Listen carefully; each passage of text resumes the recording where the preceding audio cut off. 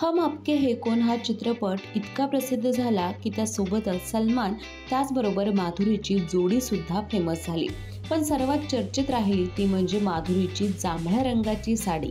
या जांभळ्या रंगाच्या साडीची किंमत किती होती माहिती आहे का तुम्हाला?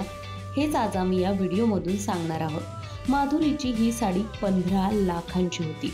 निश्चितच आश्चर्याची गोष्ट म्हणजे ही साडी उलटी नेसवली गेली होती आणि यानंतर एकच गोंधळ उडाला होता. संपूर्ण शूटसुद्धा झालं होतं आणि शूट नंतर कळालं की आपल्या ज्या निऱ्या होतात साडींच्या त्या विरुद्ध दिशेला झाल्या.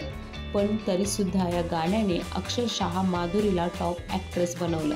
ती रातोरात फेमस झाली आणि सोबतच तिची ही साडीसुद्धा फेमस झाली.